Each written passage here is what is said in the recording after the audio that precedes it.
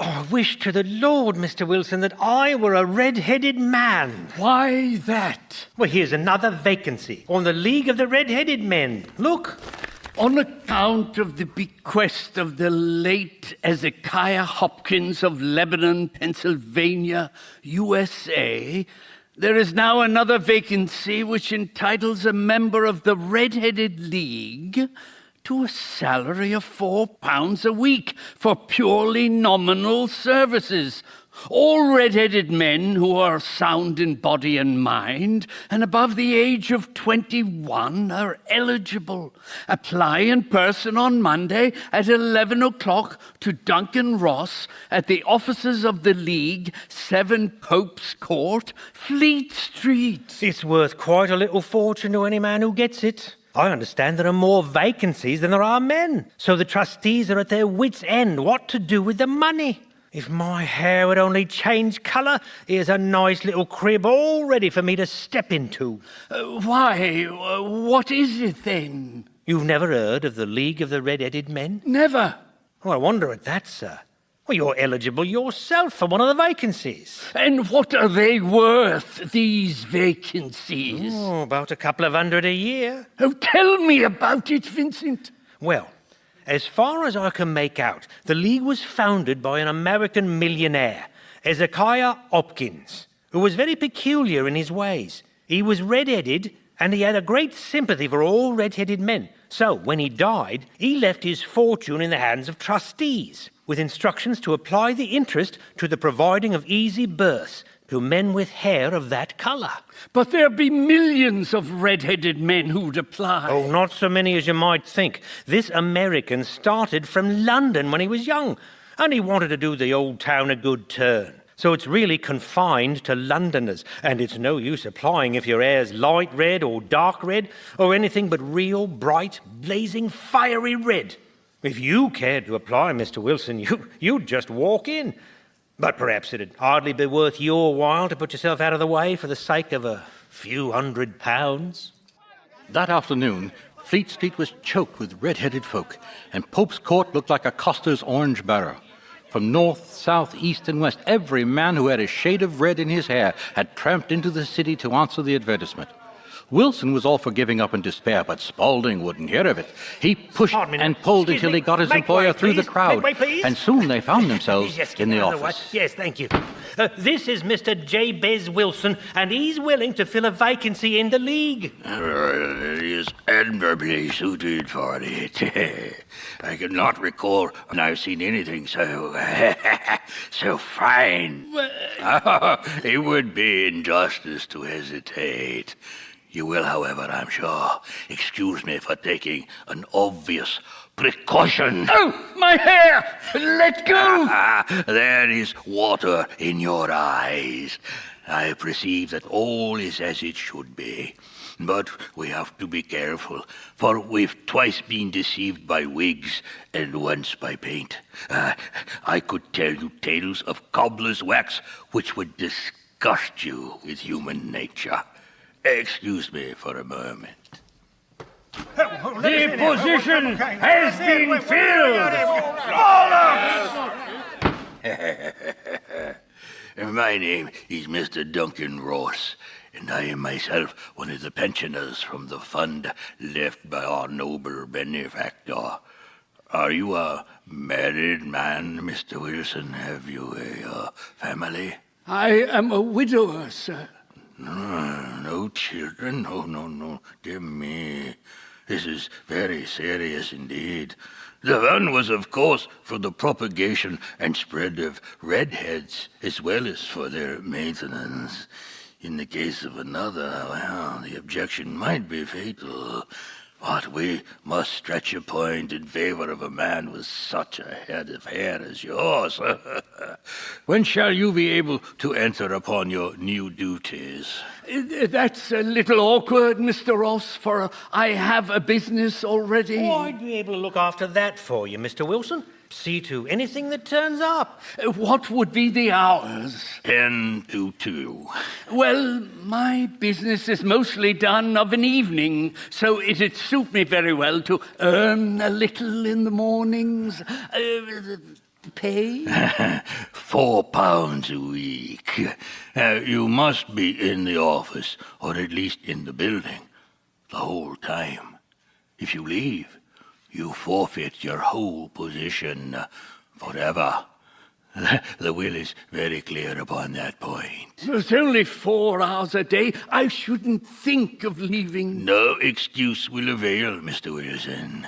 Neither sickness, nor business, nor anything else.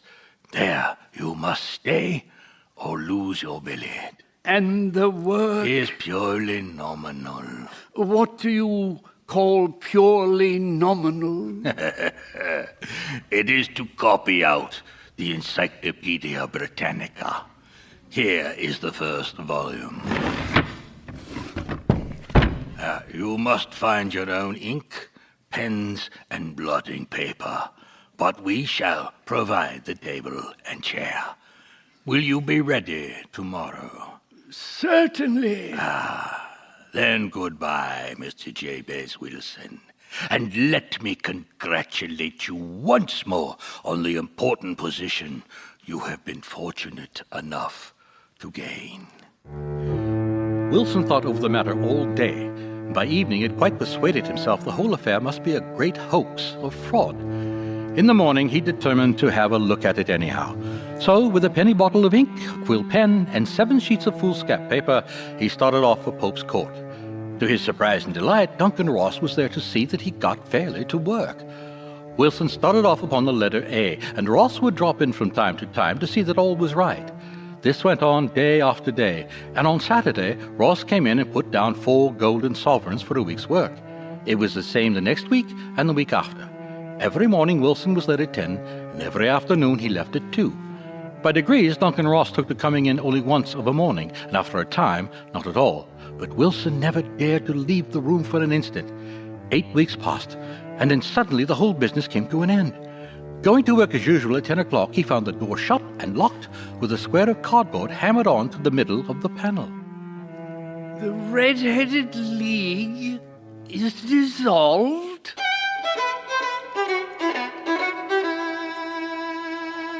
Watson, you couldn't possibly have come at a better time. I was afraid you might be engaged. I am, very much so. Well, I can wait in the next room. Not at all.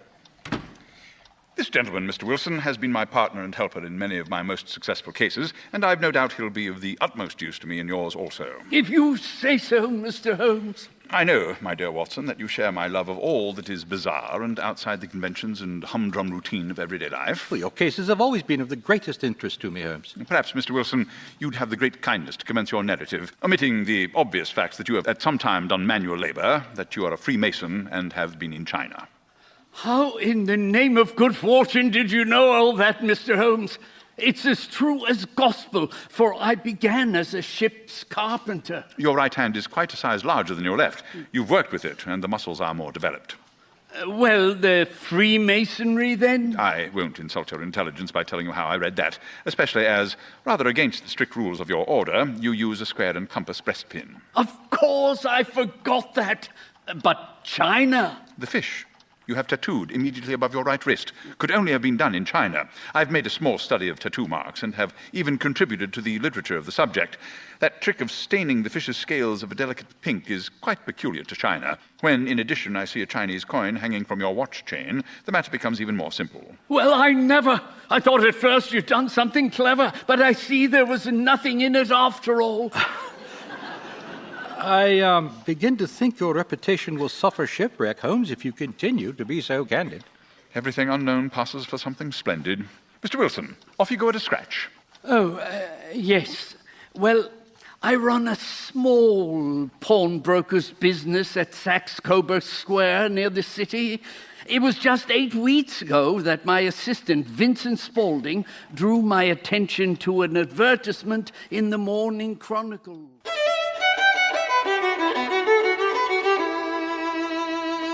The Red-Headed League is dissolved? Holmes, what on earth does this mean?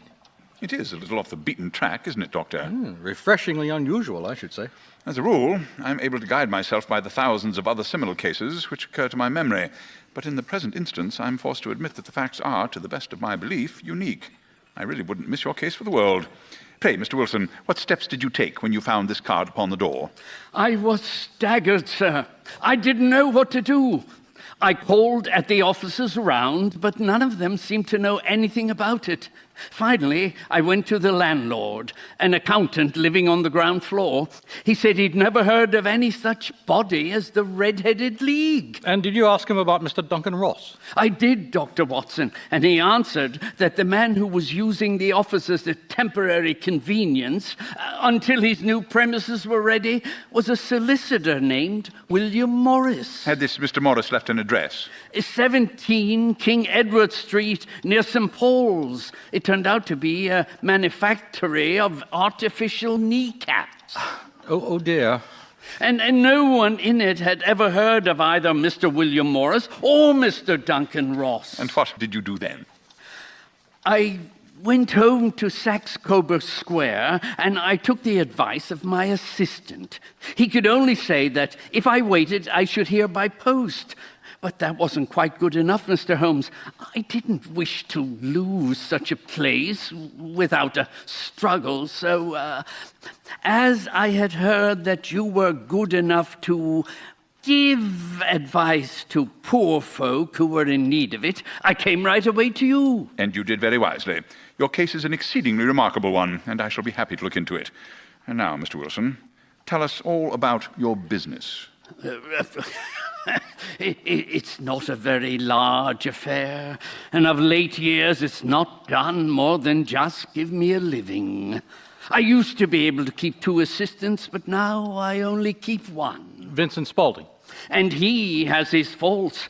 Never was such a fellow for photography, snapping away with a camera when he ought to be improving his mind, and then diving down into the cellar like a rabbit into its hole to develop his pictures. But on the whole, he's a good worker. From what you've told me, Mr. Wilson, I think it possible that graver issues hang from this than might at first sight appear. Grave enough. I've lost £4 a week. As far as you are personally concerned, I don't see that you have any grievance against this extraordinary league. On the contrary, you are, as I understand, richer by some £30. To say nothing of the minute knowledge you've gained on every subject under the letter A. Indeed. You've lost nothing by them. Perhaps not, Mr. Holmes, but I want to find out who they are and what their object was in playing this prank on me. It was a pretty expensive joke. I shall be happy to give you an opinion upon the subject in the course of a day or two, Mr. Wilson. Today is Saturday.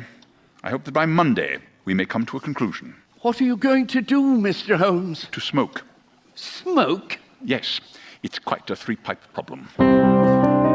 When our visitor had left us, Sherlock Holmes curled himself up in his chair, his thin knees drawn up to his hawk-like nose.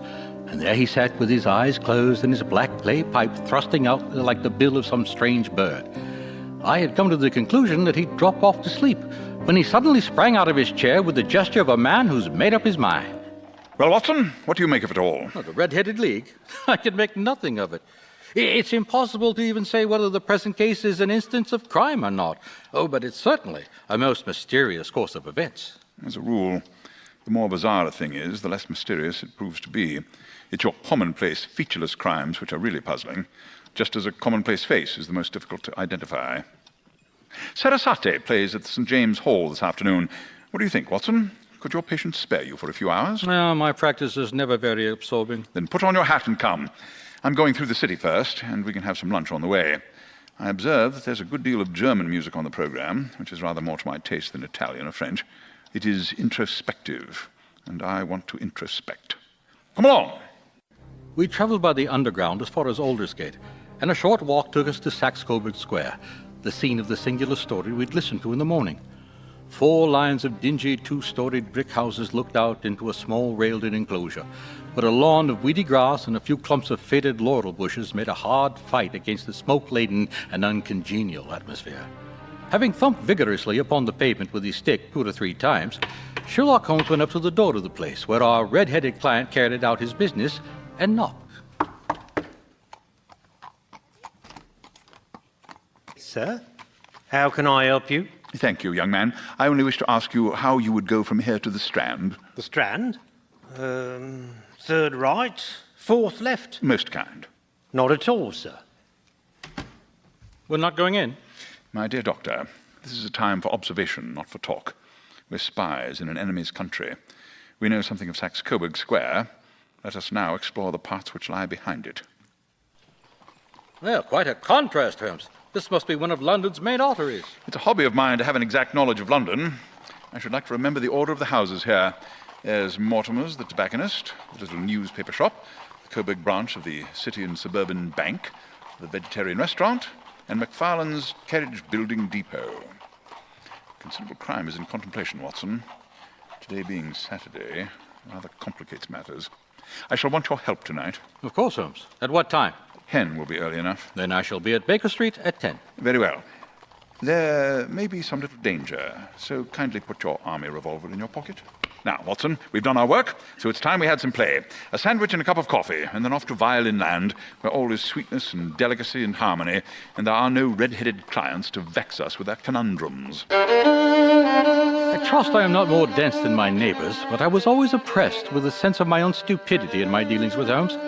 Here I'd heard everything he had heard, I'd seen what he'd seen, and yet it was evident that he saw clearly not only what had happened, but what was about to happen, while to me the whole business was still confused and grotesque. It was 9:15 when I started from my home and made my way to Baker Street.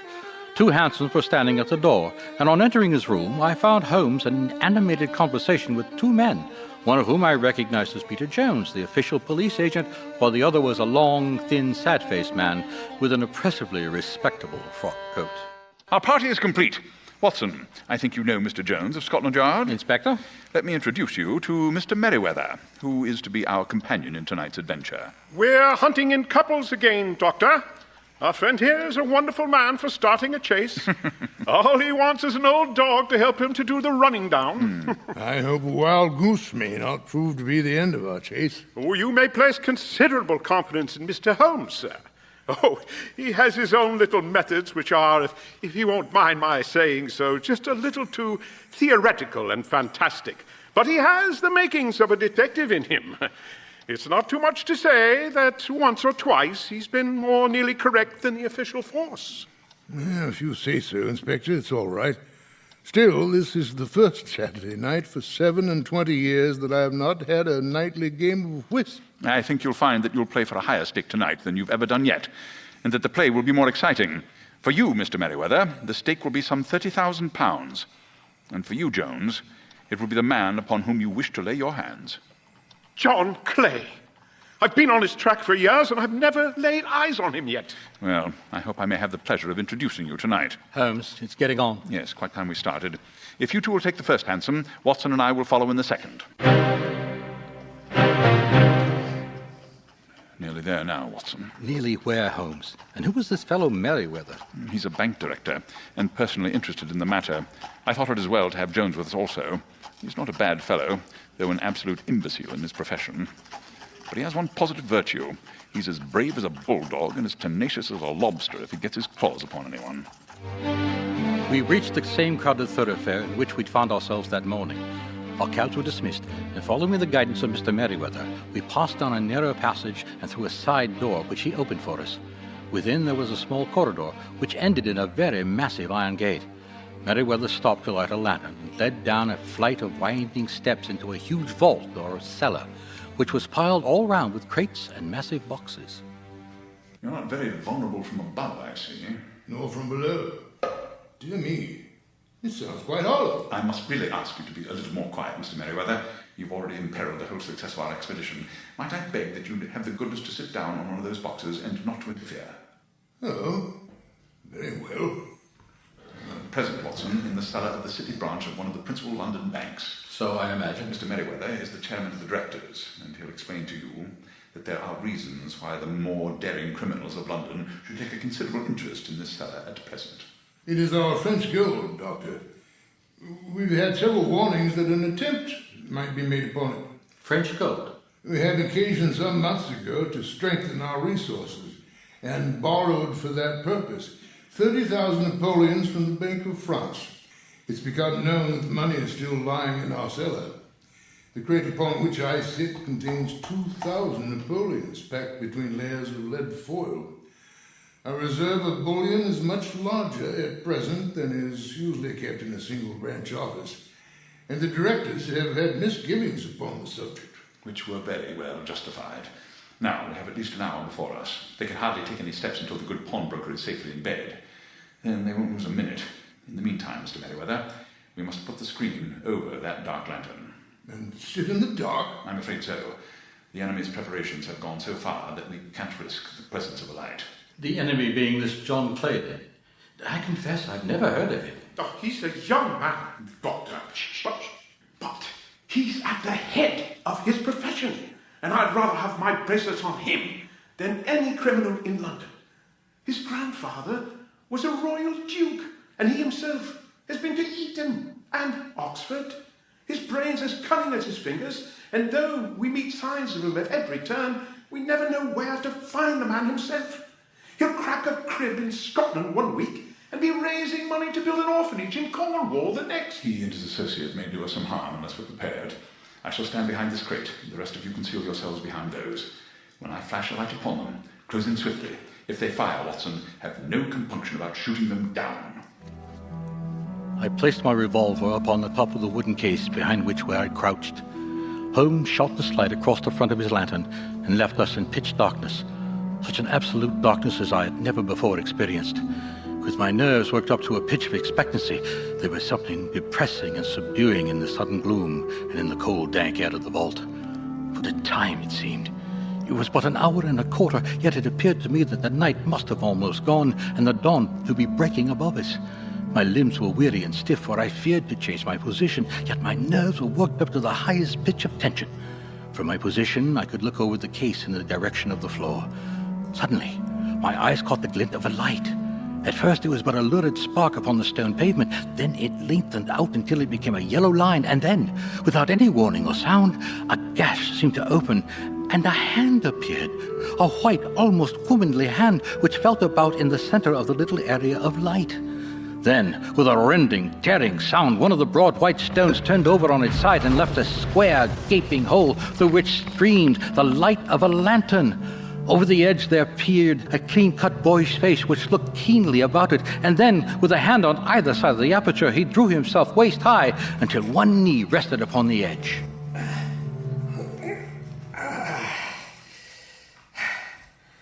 It's all clear, Archie.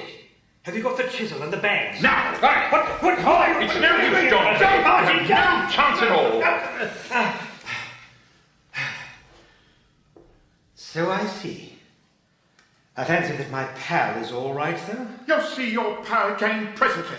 There are 3 men waiting for him at the door of Wilson's shop. Indeed. Well, you seem to have done the thing very completely. I must compliment you. And are you? Your red-headed idea was very new and effective. I recognize you. You're Vincent Spaulding. I was, for a time. Hold out your arms while I fix the Derby's claim. I beg that you will not touch me with your filthy hands. You may not be aware that I have royal blood in my veins. Have the goodness also, when you address me, always to say sir and please. Oh, all right. Then would you please, sir, march upstairs where we can get you a cab and carry your highness to the police station? That is better. Come on, then. Mr. Holmes, I don't know how the bank can thank you or repay you. There's no doubt that you've detected and defeated, in the most complete manner, one of the most determined attempts at bank robbery that have ever come within my experience. I have been at some small expense over this matter, which I shall expect the bank to refund, Mr. Merriweather. But beyond that, I'm amply repaid in having had an experience which is in many ways unique. And by hearing the very remarkable narrative of the Red-Headed League. It was perfectly obvious from the first that the only possible object of this rather fantastic business must be to get this not over-bright pawnbroker out of the way for a number of hours every day. Curious way of managing it. Can you suggest a better, Watson? Well, The method was no doubt suggested to Clay's ingenious mind by the colour of his employer's hair. The £4 a week was a lure which must draw him. And what was it to them, who were paying for thousands? So they placed the advertisement, and one rogue had the temporary office, and the other rogue incites the man to apply for it. And together they managed to secure his absence every morning in the week. But how could you guess what the motive was? Had there been women in the house, I should have suspected a mere vulgar intrigue. That, however, was out of the question. Jabez Wilson's business was a small one, and there was nothing in his house which could account for such elaborate preparation. Fair enough. Then it was something out of the house. I thought of Vincent Spaulding's fondness for photography and his trick of vanishing into the cellar. The cellar. There was the end of this tangled clue. He was doing something in the cellar, something which took many hours a day for months on end. I could think of nothing save that he was running a tunnel to some other building. So far I'd got when we went to visit the scene of action. Where you beat the pavement with your stick, I recall. You were ascertaining whether the cellar stretched out in front or behind. It was not in front. Then I rang the bell, and, as I hoped, the assistant answered it. We've had some skirmishes, but we'd never set eyes upon each other before. I hardly looked at his face, in any case. His knees were what I wished to see. His knees? What did you see? What I expected to see. Holmes, please. You must have remarked how worn, wrinkled, and stained they were. They spoke of those hours of burrowing. The only remaining point was what they were burrowing for. I walked round the corner, saw the City and Suburban Bank abutted on our friend's premises, and felt that I'd solved my problem. When you drove home after the concert, I called upon Scotland Yard and upon the chairman of the bank directors, and the result that you've seen. How could you tell that they'd make that attempt tonight? When they closed their league offices, that was a sign that they cared no longer about Mr. Jabez Wilson's presence. In other words, they'd completed the tunnel. But it was essential that they should use it soon, as it might be discovered, or the bullion might be removed. Saturday would suit them better than any other day, as it would give them 2 days for their escape. For all these reasons, I expected them to come tonight. You've reasoned it out beautifully, Holmes. It's so long a chain, and yet every link rings true. It saved me from ennui. Alas, I already feel it closing in upon me. My life is spent in one long effort to escape from the commonplace of existence. These little problems help me to do so. You're a benefactor of the race. Well, perhaps after all it is of some little use. The man is nothing. The work.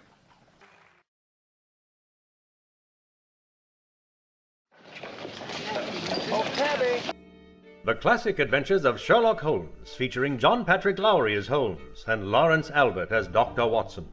Tonight, A Case of Identity. My dear Watson, life is infinitely stranger than anything which the mind of man can invent. If we could fly out of that window, hand in hand, hover over this great city, gently remove the roofs, and peep in at the strange coincidences, the planning, the cross-purposes, the wonderful chains of events working through generations, it would make all fiction, with its conventionalities and foreseen conclusions, most stale and unprofitable. I'm sorry, Holmes. I'm not convinced. Oh, the cases which come to light in the papers are bold enough, as a rule, and vulgar enough. But in our police reports, realism is pushed to its extreme limits, and yet the result is neither fascinating nor artistic. A certain selection and discretion must be used in producing a realistic effect. In those police reports, more stress is laid upon the platitudes of the magistrate than upon the details, which contain the vital essence of the whole matter. Depend upon it, there's nothing so unnatural as the commonplace. Well, I can quite understand your thinking so. In your position of unofficial advisor and helper to everybody who's absolutely puzzled throughout 3 continents, you're brought in contact with all that's strange and bizarre. But here... A practical test, Watson. Why not? And the first heading, A Husband's Cruelty to His Wife. There's half a column of print, but I know, without reading it, that it's all perfectly familiar. The other woman, the drink, the push, the blow, the bruise, the unsympathetic sister of landlady. Your example is an unfortunate one for your argument, Watson. This is the Dundas separation case, and as it happens, I was engaged in clearing up some small points in connection with it. The husband was a teetotaler. There was no other woman, and the conduct complained of was that he was in the habit of taking out his false teeth and hurling them at his wife. Not an action likely to occur to the imagination of the average storyteller. Now, acknowledge that I've scored over you in your example. Very well, Holmes. Have you any cases on hand just now? Some 10 or 12 problems. They're important without being interesting. Indeed, I've found that it's usually in unimportant matters that there's a field for the observation and quick analysis of cause and effect which gives charm to an investigation. The larger matters are apt to be the simpler. The bigger the crime, the more obvious, as a rule, is the motive. Then none present any features of interest. None. save for one rather intricate matter which has been referred to me from Marseille. It's possible, however, that I may have something better before very many minutes are over. Oh? Unless I'm much mistaken, the woman in the street with the heavy fur boa around her neck is one of my clients. Well, how can you be so sure? See for yourself, Doctor. Well, I see a lady peeping up at our windows in a rather hesitating fashion. She's fidgeting with her glove buttons, oscillating backward and for... Oh, ha, ha! I've seen those symptoms before, Watson. Oscillation upon the pavement always means an affair to cur. She'd like advice, but she's not sure that the matter isn't too delicate for communication. And yet, when a woman has been seriously wronged by a man, she no longer oscillates, and the usual symptom is a broken bell wire. Here we may take it that there is a love matter, but that the maiden is not so much angry as perplexed or grieved.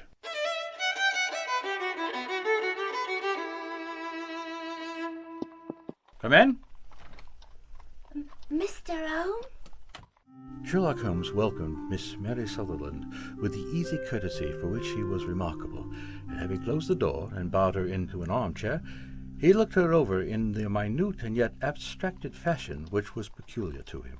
This is my friend, Dr. Watson, before whom you can speak as freely as before myself. Miss Sutherland? Doctor? You not find, Miss Sutherland, that with your short-sightedness it's a little trying to do so much typewriting? Oh, I did at first, but now I know where the letters are without look... You've heard about me, Mr. Holmes. Else how could you know all that? It's my friend's business to know things. Perhaps I've trained myself to see what others overlook. If not, why should you come to consult me? Well, I came to you, sir, because I heard of you from Mrs. Etheridge, whose husband you found so easily when the police and everyone had given him up for dead. Oh, Mr. Holmes, I wish you would do as much for me. I'm not rich, but I still have 100 a year in my own right. Besides that little I make by the machine, I'd give it all to know what's become of my fiancé. Why did you come away to consult me in such a hurry? Well, I did bang out of the house. It made me angry to see the easy way in which Mr. Winterbank, my father, took it all. He wouldn't go to the police, and he wouldn't come to you. So at last, as he'd do nothing, and kept on saying there was no harm done, it made me mad, and I just threw on my things and came right away to you. Forgive me, Miss Sutherland. You say Mr. Winterbank is your father, but surely he must be your stepfather, since the name is different. That's right, Doctor. He's my stepfather. I call him father, though. It sounds funny, for he is only 5 years and 2 months older than I am. And your mother is still alive? Oh, yes, alive and well. I wasn't best pleased when she married again so soon after Father's death, and a man who was nearly 15 years younger than herself. Father was a plumber in the Tottenham Court Road, and he left a tidy business behind him, which Mother carried on with Mr. Hardy, the foreman. But when Mr. Winterbank came, he made her sell the business, for he was very superior, being a traveller in wines. They got 4,700, which wasn't near as much as Father could have got if he'd been alive.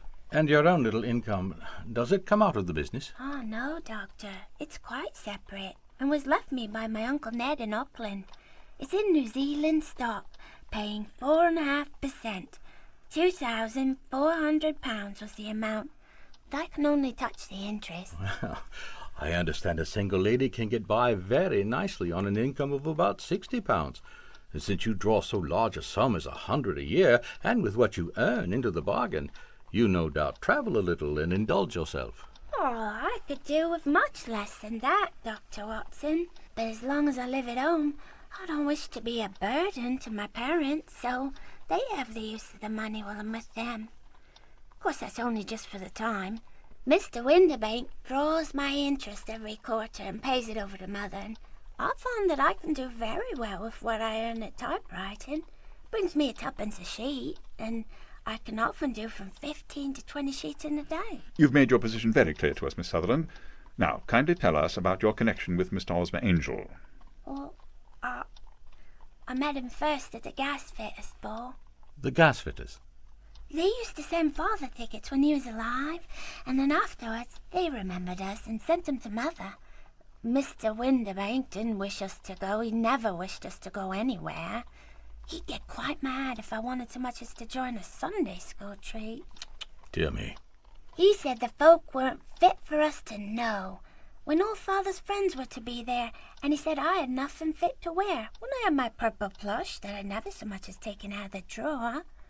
But this time, I was set on going, for what right had he to prevent me? None whatever. Watson, please. Continue, Miss Sutherland. Well, at last, when nothing else would do, he went off to France upon the business of the farm. But we went, Mother and I, with Mr. Hardy. Oh, he used to be our foreman. So I recall. And it was there I met Mr. Angel. As you mentioned earlier. He called upon me the next day to ask if we got home safe. I suppose when Mr. Windibank came back from France, he was very annoyed at you having gone to the ball? Actually, he was very good about it. Ah, well, I suppose there's no use denying anything to a woman. She'll have her way in the end. After that, I met Ozma twice for walks. But after that, Mr. Windibank, came back again, and he couldn't come to the house anymore. No? Well, you know, Father didn't like anything of the sort. He wouldn't have any visitors if he could help it, and he used to say that a woman should be happy in her own family circle. But then, as I used to say to Mother, a woman wants her own circle to begin with, and I hadn't got mine yet. What about Mr. Angel? Did he make no attempt to see you?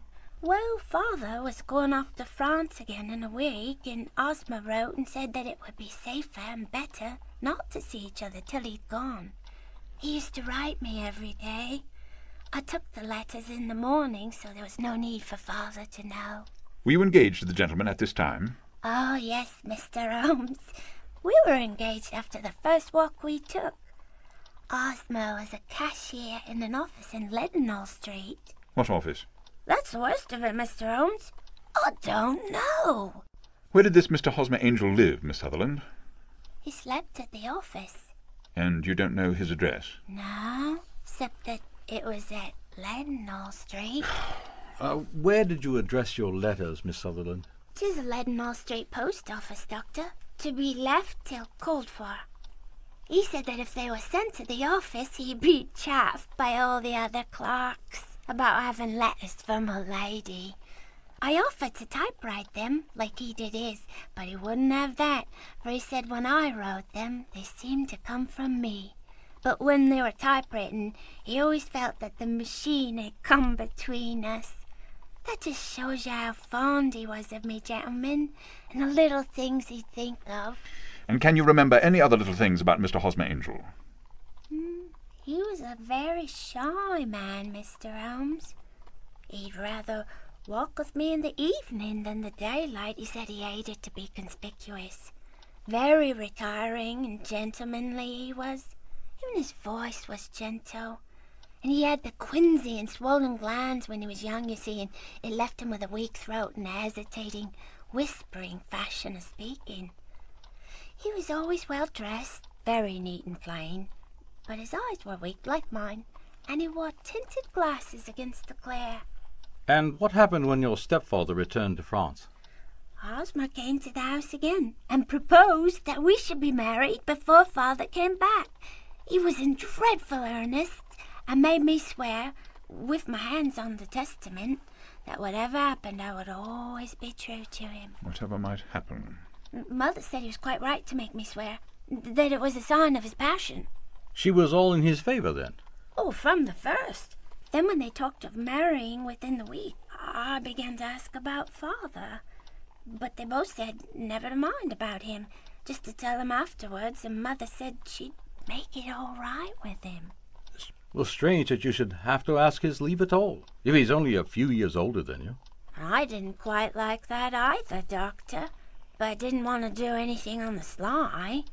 So wrote to Father at Bordeaux, where the company has its French offices, but the letter came back to me on the very morning of the wedding. You'd missed him then? Yes, sir. He'd started to England just before it arrived.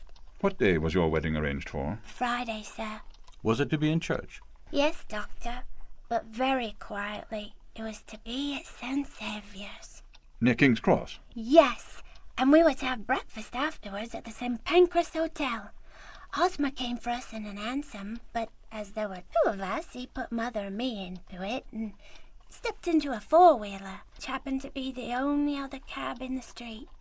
We got to the church first, and the four-wheeler drove up.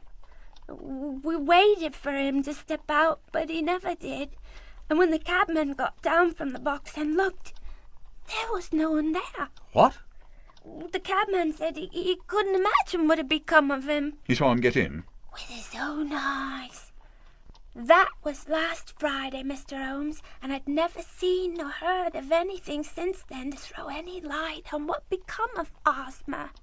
It seems to me, Miss Sutherland, that you have been very shamefully treated. Oh, no, sir. Hosmer was too good and kind to leave me so. Why, all that morning he was saying to me that... Whatever happens, my love, you must be true to me. Even if something unforeseen occurs to separate us, you must always remember that you are pledged to me, and that I will claim my pledge sooner or later. Strange talk for a wedding morning, wouldn't you say? I would, but what's happened since gives a meaning to it. Most certainly it does. Your own opinion is, then, that some unforeseen catastrophe has occurred to him. Yes, Mr. Holmes. I believe Hosmer foresaw some danger, or else he wouldn't have talked so. And then I think what he foresaw happened. But you have no notion as to what it could have been? None. How did your mother take the matter? She was angry and said I was never to speak of it again. And your stepfather? Did you tell him? Yes, and he seemed to think that something had happened, and that I should hear of Hosmer again. Well, it's certainly difficult to imagine what interest he might have in bringing you to the doors of the church and then, well, leaving you. Now, if he'd borrowed my money, or if he'd married me and got my money settled on him, there might be some reason, but Hosmer was very independent about money and would never look at a shilling of mine. And yet, what could have happened? And why has he not written? Oh, Mr. Holmes, it drives me half mad to think of it. I can't sleep a wink at night. Take this. See? I shall glance into the case for you, Miss Sutherland, and I have no doubt that we shall reach some definite result. Let the weight of the matter rest upon me now, and do not let your mind dwell upon it further. Above all, try to let Mr. Hosmer Angel vanish from your memory, as he has done from your life. Then you don't think I'll see him again? I fear not. Then what happened to him? Leave that question in my hands, Miss Sutherland. I should like an accurate description of him and any letters of his which you can spare. Oh, I advertised for him in last Saturday's Chronicle. Here's the slip, and here are 4 letters from him. Thank you. And your address? Number 31, Lime Place, Camberwell. Mr. Angel's address I never had. So I understand. You've made your statement very clearly, Miss Sutherland. Where is your father's place of business? He travels from Westhouse and Marbank, claret importers of Fenchurch Street. You will leave the papers here, and remember the advice I've given you. Let the whole incident be a sealed book, and do not allow it to affect your life. You're very kind, Mr. Holmes, but I can't do that. I shall be true to Hosmer. He shall find me ready when he comes back. There was something noble in the simple faith of our visitor which compelled our respect. She laid her little bundle of papers upon the table and went on her way, with a promise to come again whenever she might be summoned. Sherlock Holmes sat silent for a few minutes, with his fingertips still pressed together, his legs stretched out in front of him, and his gaze directed upward to the ceiling. Then he took down from the rack his old and oily clay pipe, and having lit it, he leaned back in his chair, with the thick blue cloud wreath spinning up from him, and a look of infinite languor on his face. Quite an interesting study, that maiden. More so than her little problem. Hardly little, Holmes. The fiancée has vanished. Oh, rather a trite little problem. If you consult my index, you will find parallel cases in Andover in 77, and there was something of the sort at The Hague last year. Old as is the idea, however, there were 1 or 2 details which were new to me. But the maiden herself was most instructive. You appeared to read a good deal upon her which was quite invisible to me. Not invisible, but unnoticed, Watson. I can never bring you to realize the importance of sleeves, the suggestiveness of thumbnails, or the great issues that may hang from a bootlace. Now, What did you gather from that woman's appearance? Describe it. She had a slate-coloured, broad-brimmed straw hat with a feather of a brickish red. Her jacket was black, with black beads sewn upon it, and a fringe of little black jet ornaments. Her dress was brown, rather darker than coffee colour, with a little purple plush upon the neck and the sleeves. Her gloves were greyish and worn through at the right forefinger. She had small, round, hanging gold earrings, and a general air of being fairly well-to-do in a vulgar, comfortable, easy-going way. Upon my word, Watson, you're coming along wonderfully. You've really done very well indeed. Well, thank you, Holmes. It's true you've missed everything of importance, Oh? but you've hit upon the method, and you have a quick eye for colour. Never trust to general impressions, Doctor, but concentrate yourself upon the details. My first glance is always at a woman's sleeve. In a man, it's perhaps better first to take the knee of the trouser. Now, this woman had plush upon her sleeve. As I observed. It's a most useful material for showing traces.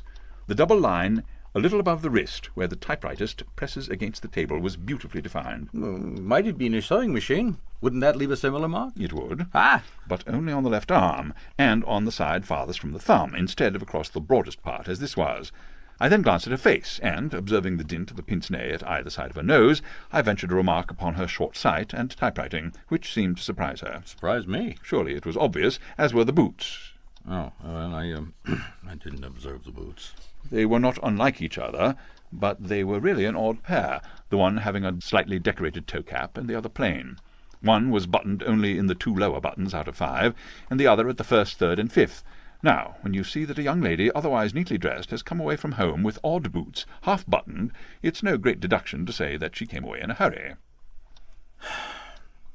What else? I noted, in passing, that she'd written a note before leaving home, but after being fully dressed. You saw that her right glove was torn at the forefinger, but you didn't apparently see that both glove and finger were stained with violet ink. She'd written in a hurry, and dipped her pen too deep.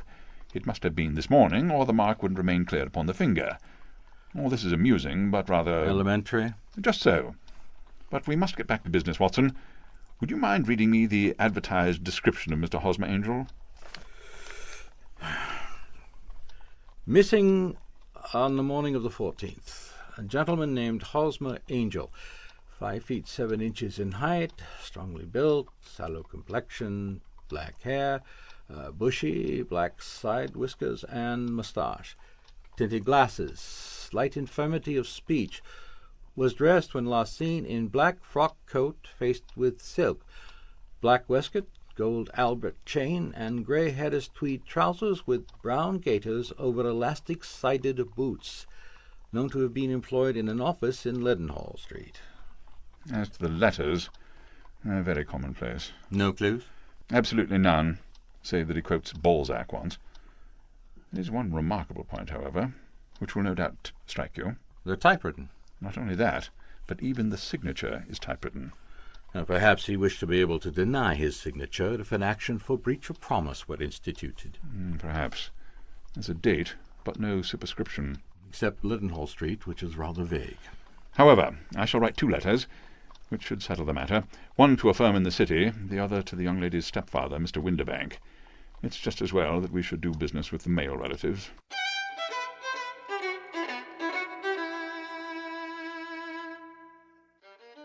I had had so many reasons to believe in my friend's subtle powers of reasoning and extraordinary energy in action that I felt he must have some solid grounds for the assured and easy demeanour with which he treated the singular mystery which he had been called upon to fathom. Only once had I known him to fail, in the case of the King of Bohemia and of the Irene Adler photograph. But when I look back to the weird business of the sign of 4 and the extraordinary circumstances connected with the study in scarlet, I felt that it would be a strange tangle indeed which he could not unravel.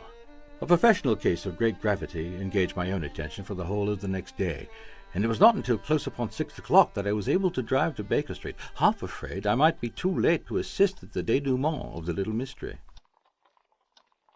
Have you solved it? Holmes? Solved what? The mystery of Hosmer Angel's disappearance, of course. Oh, that.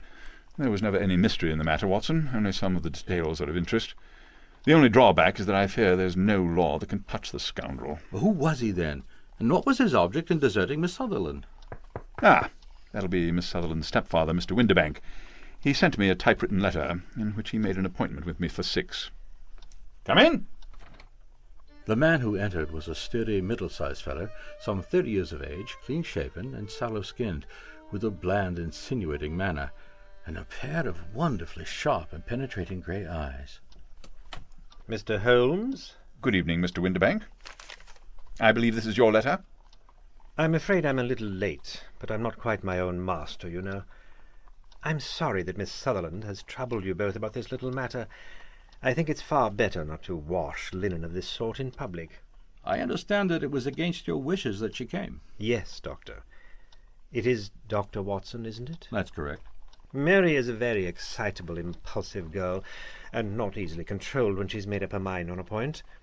Of course, I didn't mind you so much, as you're neither of you connected with the official police, but it's not pleasant to have a family misfortune like this noised abroad.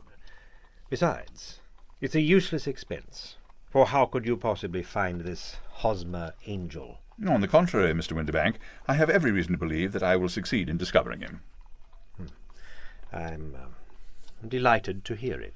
It's a curious thing that a typewriter has really quite as much individuality as a man's handwriting. Unless they're quite new, no two of them write exactly alike. Some letters become more worn than others, some wear only on one side. Now, you'll notice in this letter of yours, Mr. Windibank, that in every case there is some little slurring over the E, and a slight defect in the tail of the R. There are 14 other characteristics, but those are the more obvious. We do all our correspondence with the machine at the office, Mr. Holmes. No doubt it's a little worn. I may well write another little monograph some of these days on the typewriter and its relation to crime. It's a subject which I've devoted some little attention. I have here 4 letters which purport to come from the missing man. They are all typewritten. In each case, not only are the E's slurred and the R's tailless, but you'll observe also that 14 other characteristics to which I have alluded are there as well. If you care to use my magnifying lens, Mr. Windibank. I cannot waste time over this sort of fantastic talk. Let me know when you've caught this man, gentlemen, if you catch him. Watson, lock the door. Holmes? I am letting you know, Mr. Windibank, that I have caught him. Where is he? Oh, it won't do. Really, it won't. There is no possible way of getting out of it, Mr. Windibank. It is quite too transparent, and it was a very bad compliment when you said that it was impossible for me to solve so simple a question. It's not actionable. No, I'm very much afraid that it is not. But between ourselves, Windibank, it was as cruel and selfish and heartless a trick as ever came before me. Now, let me just run over the course of events, and you will contradict me if I go wrong. A man married a woman very much older than himself for her money, and he enjoyed the use of the money of the daughter as long as she lived with him. It was a considerable sum for people in their position, and the loss of it would have made a serious difference. It was worth an effort to preserve it. The daughter was of a good, amiable disposition, but affectionate and warm-hearted in her ways, so that it was evident that with her fair personal advantages and her little income, she wouldn't be allowed to remain single long. Now, her marriage would mean the loss of 100 a year. So, what does her stepfather do to prevent it? He takes the obvious course of keeping her at home and forbidding her to seek the company of people of her own age. But soon he found that that would not answer forever. She became restive, insisted upon her rights, and finally announced her positive intention of going to a certain ball. What does a clever stepfather do then? What does he do? He conceives an idea more creditable to his head than to his heart. With the connivance and assistance of his wife, he disguises himself, covers those keen eyes with tinted glasses, masks the face with a moustache and a pair of bushy whiskers, sinks that clear voice into an insinuating whisper, and, doubly secure on account of the girl's short sight, appears as Mr. Hosmer Angel. It was only a joke. At first, we never thought she would have been so carried away. Very likely not. However that may be, the young lady was very decidedly carried away, and, having quite made up her mind that her stepfather was in France, the suspicion of treachery never for an instant entered her mind. She was flattered by the gentleman's attentions. And no doubt the effect was increased by the loudly expressed admiration of her mother. Then Mr. Angel began to call, for it was obvious that the matter should be pushed as far as it would go if a real effect were to be produced. There were meetings and an engagement, which would finally secure the girl's affections from turning towards anyone else. But the deception couldn't be kept up forever. These pretended journeys to France were rather cumbrous. The thing to do was to bring the business to an end in such a dramatic manner that it would leave a permanent impression upon the young lady's mind and prevent her from looking upon any other suitor for some time to come. Hence those vows of fidelity exacted upon a testament. And also those allusions to a possibility of something happening on the very morning of the wedding. You, Mr. Windibank, wished Miss Sutherland to be so bound to Hosmer Angel and so uncertain as to his fate that for years to come she wouldn't listen to another man. As far as the church door he brought her, and then, as he could go no farther, he conveniently vanished away by the old trick of stepping in at one door of a four-wheeler and out at the other.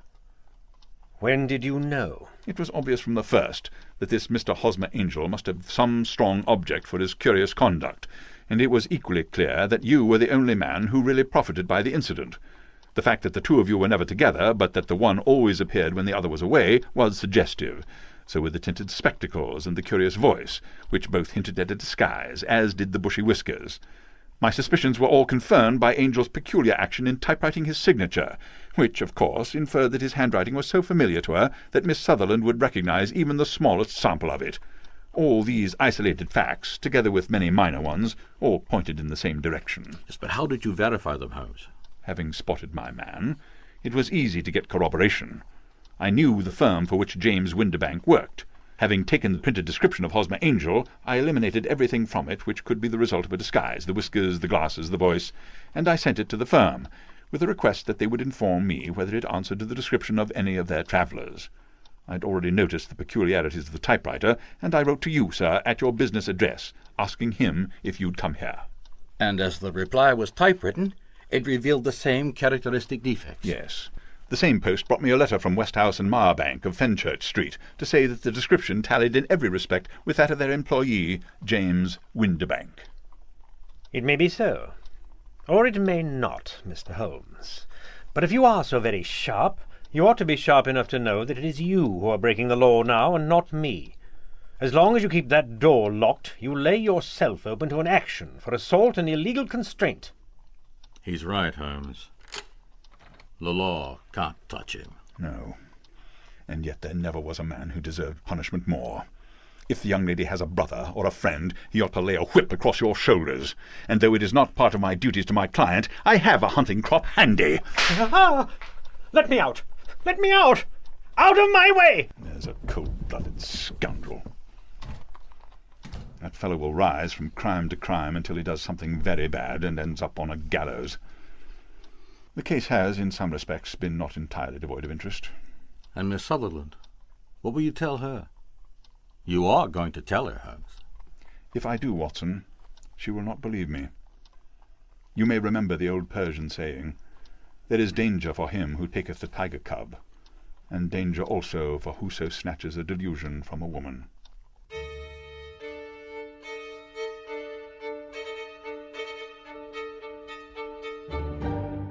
You have just heard A Case of Identity by Sir Arthur Conan Doyle, dramatized by M.J. Eliot, starring John Patrick Lowry as Sherlock Holmes and Lawrence Albert as Dr. John H. Watson. Also in the cast were Dennis Bateman as Hosmer Angel and Mr. Windibank, and featuring Annette Plutongi as Mary Sutherland. Incidental music was written and performed by Michael Lynch. Our violinist is Coral Sepulveda, with production by Jim French and direction by John Patrick Lowry. The Classic Adventures of Sherlock Holmes is a copyrighted feature of Jim French Productions and is produced by arrangement with the estate of Dame Jean Conan Doyle. This is Dennis Bateman speaking.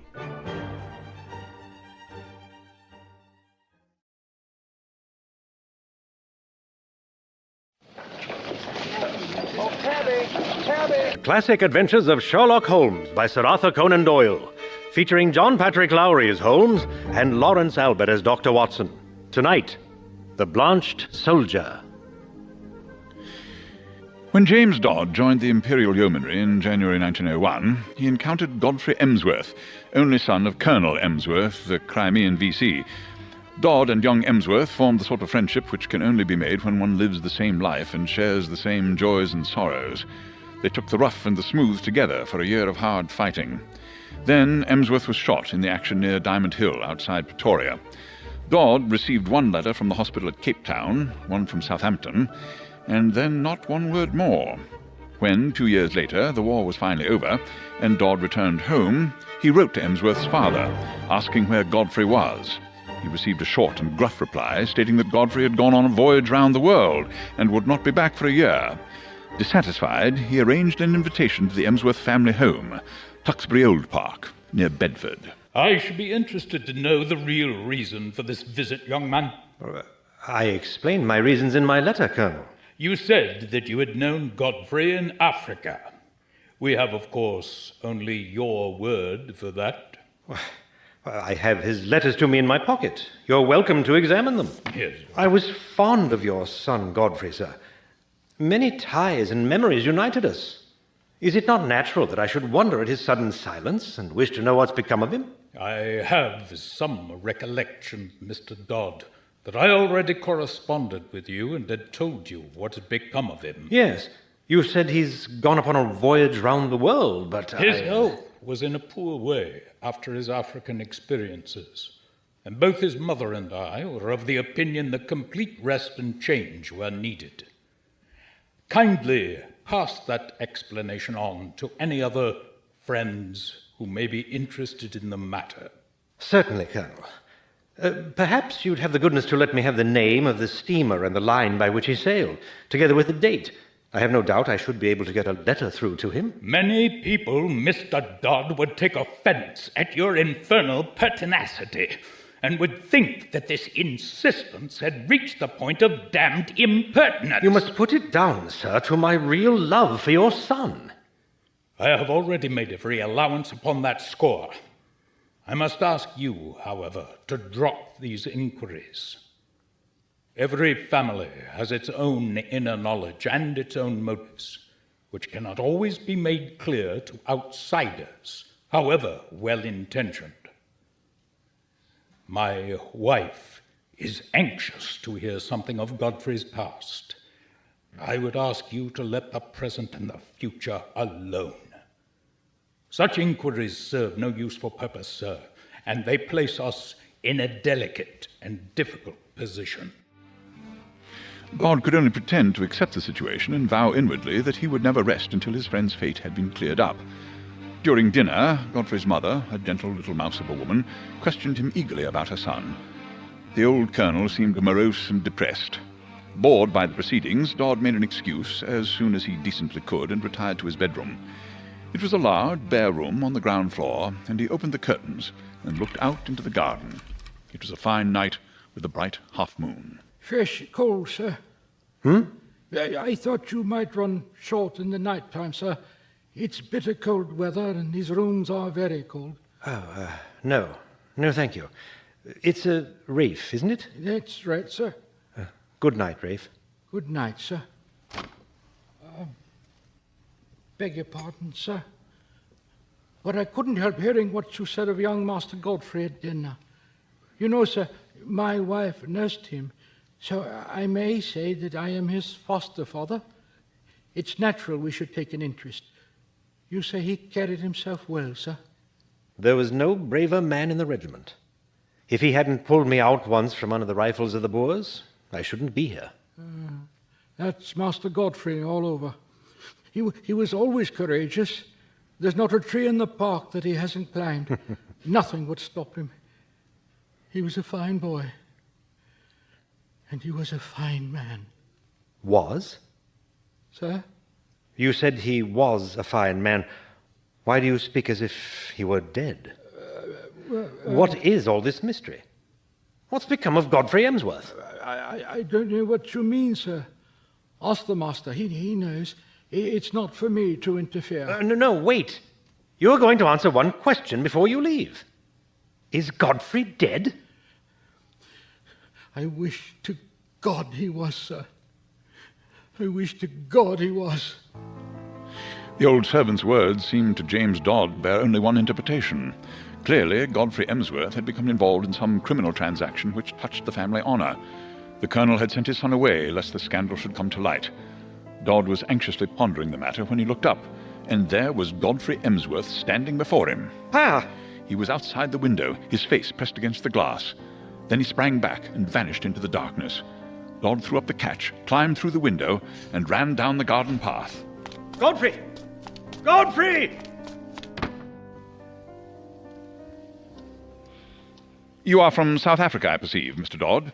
Imperial Yeomanry, I fancy. That's exactly right, Mr. Holmes. Middlesex Corps, no doubt. You're a wizard, sir.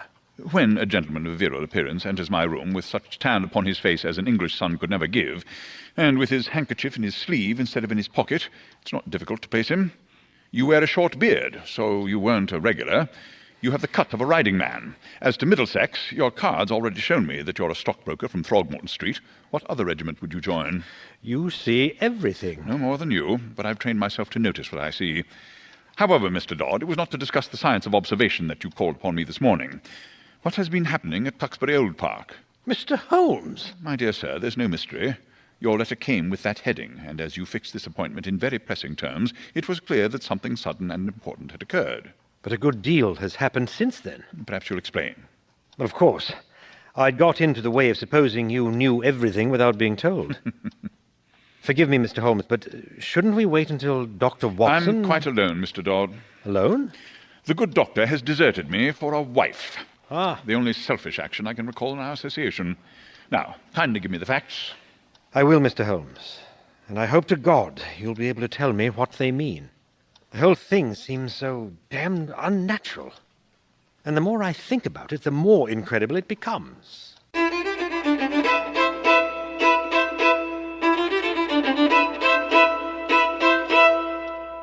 The house was so large and so rambling that a regiment might be hidden away in it and no one the wiser.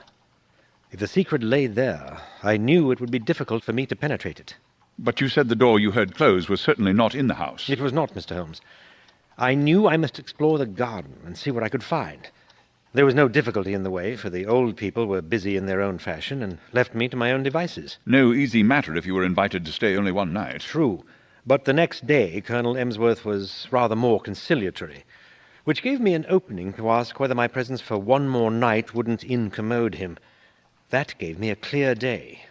I was already convinced that Godfrey was in hiding somewhere near, and at the end of the garden there was a detached building, large enough for a gardener's or a gamekeeper's residence. I approached it in a careless fashion, as though I were strolling aimlessly round the grounds. As I did so, a small, brisk, bearded man in a black coat and bowler hat came out of the door. Black coat and bowler hat, eh? Not at all the gardener type. What did you do then, Mr. Dodd? Well, it struck me that if I were too audacious, I might spoil my own game and even be ordered off the premises. So I waited till all was dark and made my way back to the lodge. The windows were shuttered, but some light was breaking through one of them. And? It was a cheery enough place. A bright lamp and a blazing fire. Opposite me was seated the little man I'd seen in the morning. He was smoking a pipe and reading a paper. What paper? Does it matter? It's most essential. Possibly you observed whether it was a broad-leafed paper or the smaller type which one associates with weeklies? Now that you mention it, it wasn't large. It might have been the Spectator. I had little thought to spare upon such details, for a second man was seated with his back to the window, and I could swear it was Godfrey. With his back to the window, you surely couldn't see his face. No, Mr. Holmes, but I knew the familiar slope of his shoulders, and of course I'd seen him the night before. His face pressed against my window. And you say you saw him then quite clearly, so clearly that you're sure of his identity? I have no doubt about it whatever. The lamplight shone full upon him. It couldn't have been someone resembling him? No, it was Godfrey. He was deadly pale. Never have I seen a man so white. I reckon ghosts may look like that. His eyes met mine, and they were the eyes of a living man. And his face was of a fish-belly whiteness. It was bleached. Was it equally pale all over? I think not. It was his brow which I saw so clearly. There was something shocking about the man, Mr. Holmes. It wasn't merely that ghastly face glimmering as white as cheese in the darkness. It was more subtle than that.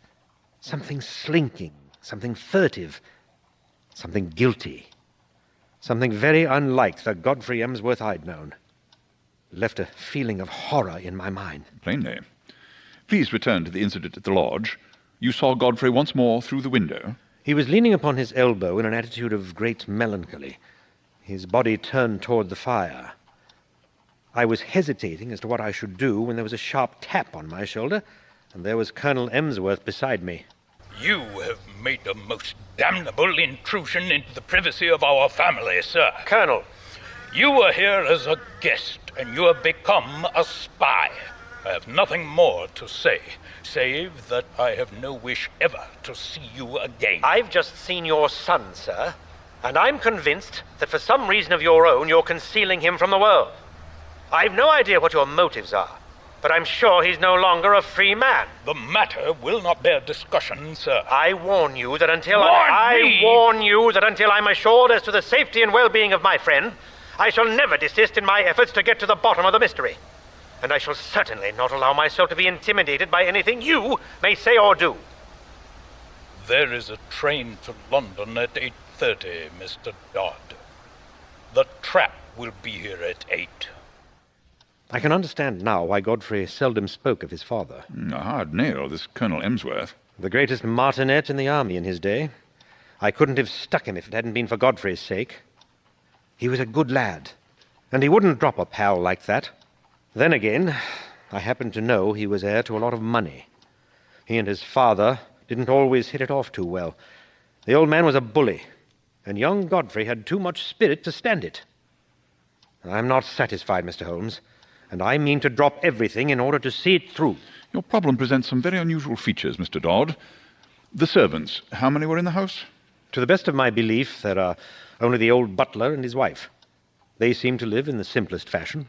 There was no servant, then, in the detached house? None, unless the little man with the beard acted as such. Had you any indication that food was conveyed from the one house to the other? Now that you mention it, Mr. Holmes, I did see old Rafe carrying a basket down the garden walk and going in the direction of this house. The idea of food didn't occur to me. Did you make any local inquiries? I asked the station master and the innkeeper in the village if they knew anything of my old comrade, Godfrey Emsworth. Both of them assured me he'd gone for a voyage round the world. The story was evidently universally accepted. You said nothing of your suspicions? Nothing. That was very wise. There is one point in your story that confuses me, though, Mr. Dodd. Oh? If the Colonel is as much of a curmudgeon as you claim, why should he then invite you to Tuxbury Old Park? Quite simply, Mr. Holmes, he didn't.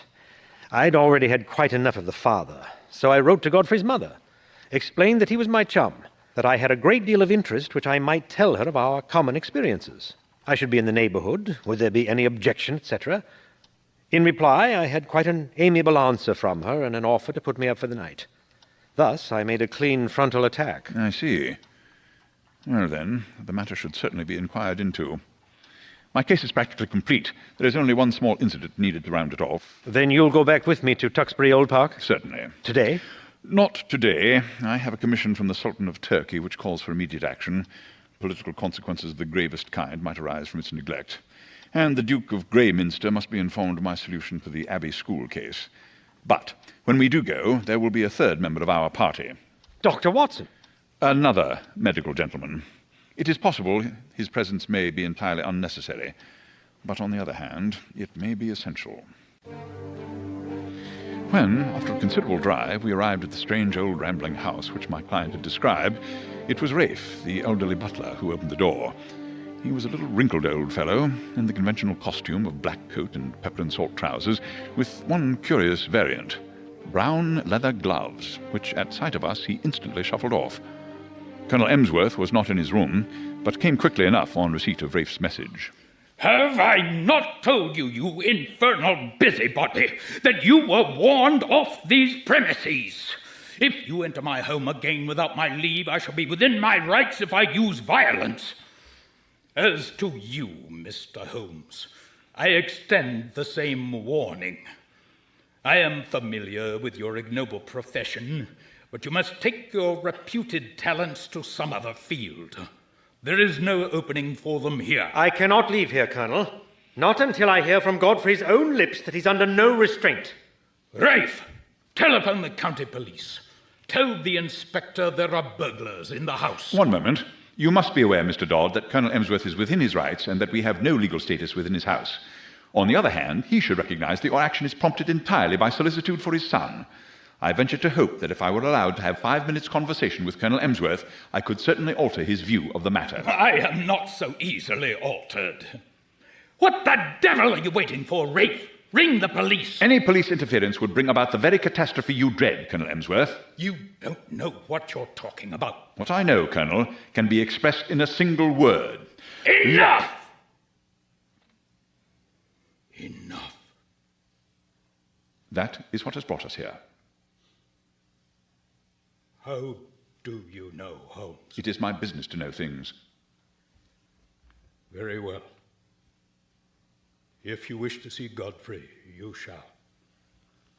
It's no doing of mine, but you forced my hand.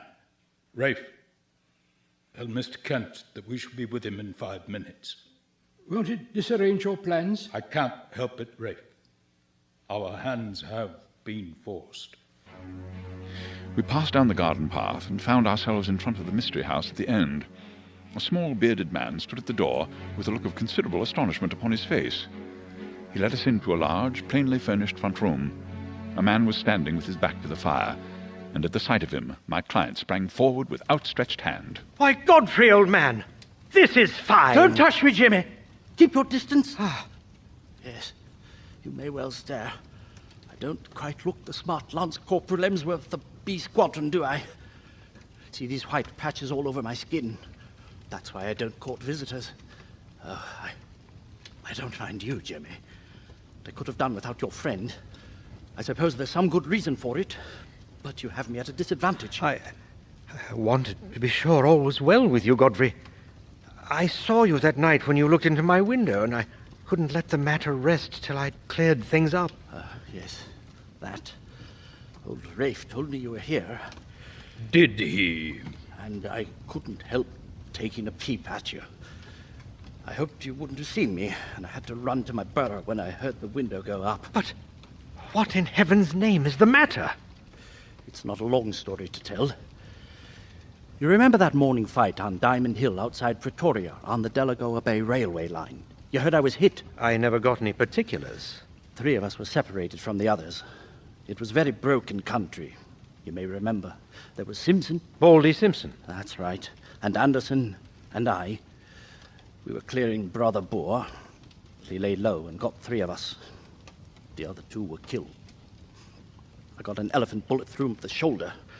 I stuck to on my horse, however, and he galloped several miles before I fainted and rolled off the saddle. When I came to, it was nightfall. I was feeling very weak and ill. To my surprise, there was a house close beside me. A large house with many windows. It was deathly cold. You remember the kind of numb cold which used to come at evening, Jimmy? I remember. Well, I was chilled to the bone, and my only hope seemed to lie in reaching that house. I have a dim memory of slowly ascending the steps, entering a wide-open door, passing into a large room which contained several beds, and throwing myself down with a gasp of satisfaction upon one of them. It was morning when I wakened, and it seemed to me that I'd emerged into some extraordinary nightmare. In front of me was a dwarf-like man with a huge, bulbous head, jabbering excitedly in Dutch. Behind him stood a group of people who seemed to be intensely amused by the situation.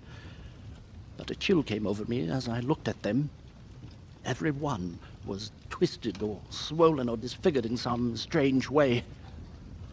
Laughter of these strange monstrosities was a dreadful thing to hear. The creature with the big head was growing furiously angry. He laid his deformed hands upon me and dragged me out of bed, regardless of the fresh flow of blood from my wound. He was as strong as a bull, and I don't know what he might have done to me had not an elderly man, who was clearly in authority, been attracted to the room by the hubbub. He gazed at me in the utmost amazement and explained that I was in far greater danger than I had ever been on the battlefield. It was a leper hospital. And I'd slept in a leper's bed. Need I tell you more, Jimmy? It seems that, in view of the approaching battle, all these poor creatures had been evacuated the day before. Then, as the British advanced, they'd been brought back by their medical superintendent. He put me in a private room, treated me kindly, and within a week or so I was removed to the General Hospital at Pretoria. So, there you have my tragedy. I hoped against hope, but it wasn't until I'd reached home that the terrible signs you see upon my face told me that I hadn't escaped. What was I to do? Absolute secrecy was necessary. Even in this quiet countryside, there would have been an outcry, and Godfrey would have found himself segregated for life among strangers with never a hope of release. But We have 2 servants whom we can trust, and this house where he could live. Mr. Kent is a surgeon who, under pledge of secrecy, was prepared to stay here. It seemed simple enough on those lines, when the alternative was a dreadful one. Even you, Jimmy, even you had to be kept in the dark. Why my father has relented, I can't imagine. This gentleman has forced my hand. It seemed to me that it was safer that Mr. Holmes should know all. And so it was, Colonel. Who knows but good may come of it. Good. I understand that only Mr. Kent has seen the patient. May I ask if he's an authority on such complaints, which are, I understand, tropical or semi-tropical in their nature? He has the ordinary knowledge of an educated medical man. And I have no doubt that he is fully competent, but I'm sure you'll agree that in such a case a second opinion is valuable. Quite impossible. For fear that pressure should be put upon you to segregate the patient. That is so. I foresaw this situation, and I have brought with me a friend whose discretion may be absolutely trusted. I was able once to do him a professional service, and he is ready to advise as a friend rather than as a specialist. His name is Sir James Saunders, and he is at present in the carriage outside the door.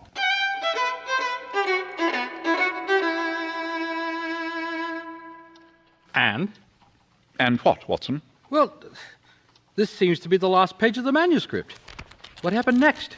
Why should that matter? The case was concluded. Oh, for heaven's sakes, Holmes.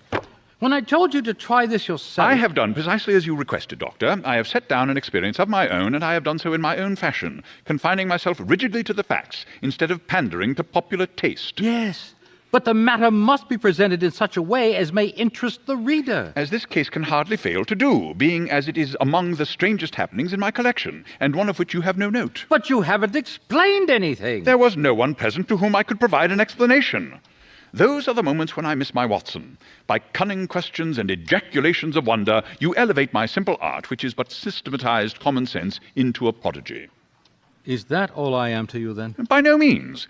If I burden myself with a companion in my various little inquiries, it is not done out of sentiment or caprice, but it is that you possess some remarkable characteristics of your own, to which in your modesty you have given small attention amid your exaggerated estimates of my own performances. Thank you for that, Holmes. A confederate who foresees your conclusions and course of action is always dangerous, but one to whom each development comes as a perpetual surprise, and to whom the future is always a closed book, is indeed an ideal helpmate. Yes. Thank you slightly less for that. Your ideas, Watson, though limited, are exceedingly pertinacious. For a long time you've worried me to write an experience of my own. Yes, I rather think you invited such persecution, considering how often you pointed out to me how superficial my own accounts are. But even in the absence of my aid, I really think you need to explain your process of thought to the reader. Very well. The process starts upon the supposition that when you have eliminated all which is impossible... that whatever remains, however improbable, must be the truth. It may well be that several explanations remain, in which case one tries test after test until one or other of them has a convincing amount of support. As it was first presented to me, there were 3 possible explanations of the seclusion or incarceration of this gentleman in an outhouse of his father's mansion. There was the explanation that he was hiding for a crime. Which James Dodd believed. Or that he was mad and they wished to avoid an asylum. Or that he had some disease. I could think of no other adequate solutions. These, then, had to be sifted and balanced against each other. The criminal solution would not bear inspection. Because, presumably, no unsolved crime had been reported from that district. You know my methods, Watson. But say the crime hadn't yet been discovered. Then clearly it would be to the interest of the family to get rid of the delinquent and send him abroad, rather than keep him concealed at home. Insanity was more plausible. The presence of the second person in the outhouse suggested a keeper. Yes, it's not illegal to keep a lunatic upon private premises, so long as there's a qualified person in attendance, and the authorities have been duly notified. Then why all this desperate desire for secrecy? And the constraint under which the young man was kept could not be severe, or he couldn't have got loose and come down to have a look at his friend. There remained the third possibility, into which, rare and unlikely as it was, everything seemed to fit. Leprosy is not uncommon in South Africa. By some extraordinary chance, this youth might have contracted it. Bleaching of the skin is a common result of the disease. His people would be placed in a very dreadful position, since they desire to save him from segregation. Great secrecy would be needed to prevent rumors from getting about, and subsequent interference by the authorities. A devoted medical man, if sufficiently paid, would easily be found to take charge of the sufferer. There'd be no reason why the patient shouldn't be allowed freedom after dark. You might remember I asked my client about the paper Mr. Kent was reading. You were perhaps expecting the Lancet or the British Medical Journal. That would certainly have helped me. The case was a strong one, so strong that I determined to act as if it were actually proved. On arriving, I noticed that Rafe, who carried out the meals, wore gloves impregnated with disinfectants. My last doubts were removed. You might have put something about those disinfectants in the story. Surely it's by concealing such links in the chain that you're able to produce your meretricious finales, Watson. Once again, thank you very much, Holmes. But I believe you may have remarked that I possess an abnormally acute set of senses, and a faint but incisive tarry odor was apparent. I placed my hat on a hall table, knocked it off, stooped to pick it up, and contrived to bring my nose within a foot of the gloves. Thus, my case was complete. Well, how difficult would it have been, Holmes, just to mention that fact? When I tell a story, Watson, I prefer not to show my hand. Your narratives have no doubt accustomed the reader to the fact that I do not waste words or disclose my thoughts while a case is actually under consideration. And Godfrey Emsworth, what became of him? I was in a position to do my friend the dermatologist a favour. It is often his lot to bring ill tidings and seldom good, which made this occasion the more welcome. It wasn't leprosy? No, simply a well-marked case of pseudo-leprosy, or ichthyosis, a scale-like affection of the skin, unsightly and obstinate, but possibly curable. It's certainly not infective. The coincidence was a remarkable one, that young Godfrey should contract a condition similar to leprosy so soon after his experience at the leper hospital. But was it a coincidence, Holmes? What do you mean by that? Are there perhaps subtle forces of work of which we know little? Are we assured that the apprehension for which that young man no doubt suffered terribly since his exposure to its contagion produced a physical effect which simulates that which it fears? Watson, how have I managed without you?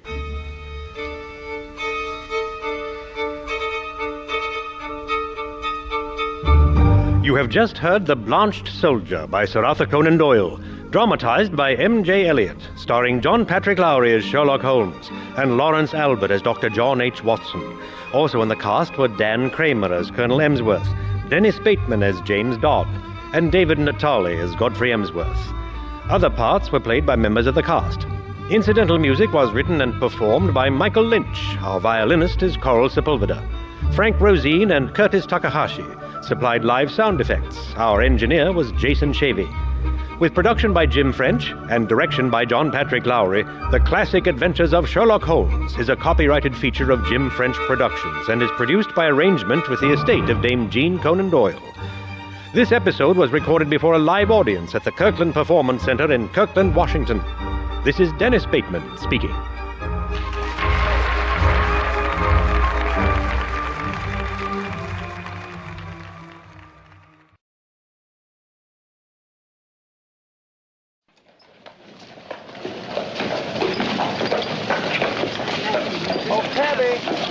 The Classic Adventures of Sherlock Holmes by Sir Arthur Conan Doyle, featuring John Patrick Lowry as Holmes and Lawrence Albert as Dr. Watson. Tonight, The Adventure of the Speckled Band.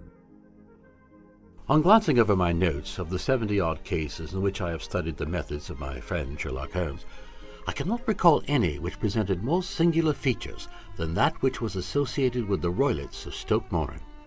It was only in April in the year 83 that I woke one morning to find Sherlock Holmes standing fully dressed by the side of my bed. I'm very sorry to disturb you, Watson, but it's the common lot this morning. Miss Hudson has been woken up. She retorted upon me, and I on you. What is it, a fire? No, a client. It seems a young lady has arrived in a considerable state of excitement and insists upon seeing us. She's waiting now in the sitting room. Now, when young ladies wander about the metropolis at this hour of the morning, I presume they have something very pressing to communicate. Should